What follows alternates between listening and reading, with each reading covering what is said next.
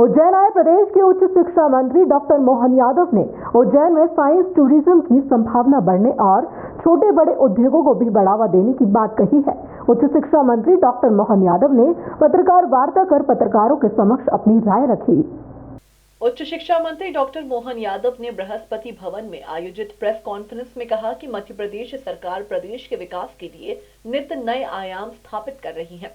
इसी तारतम्य में उज्जैन के चहुमुखी विकास के लिए शासन सतत प्रयासरत है। उज्जैन के तारामंडल परिसर में भारत सरकार के संस्कृति मंत्रालय के सहयोग से आंचलिक विज्ञान केंद्र का निर्माण 8.5 करोड़ की लागत से और 4 के रिजोल्यूशन 3D थिएटर 16 करोड़ की लागत से विज्ञान सब सेंटर स्थापित किया जाएगा। इससे उज्जैन में साइंस टूरिज्म की संभावना बढ़ेगी। मोहन यादव ने कहा कि श्रीमंत विजयाराजे सिंधिया स्टेडियम नानाखेड़ा के निर्माण की पूर्व में घोषणा की गई थी। इसका प्रस्ताव भी मंजूर हो गया है और 50 करोड़ रुपए की लागत से इसका निर्माण शीघ्र ही प्रारंभ होगा।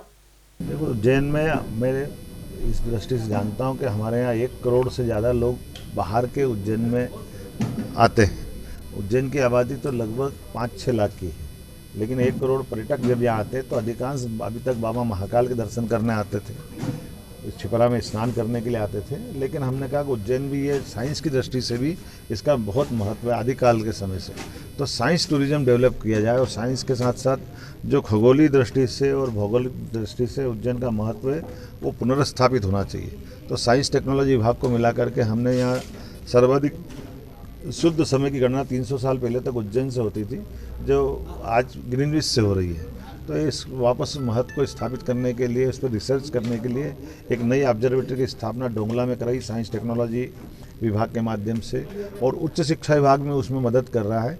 IIT विभाग और उच्च साइंस टेक्नोलॉजी ने एक MOU भी किया है कि हम भविष्य में उस पर रिसर्च कराएंगे। उसी प्रकार से उज्जैन में प्लेनेटोरियम बनवाया गया था लगभग 8 साल पहले।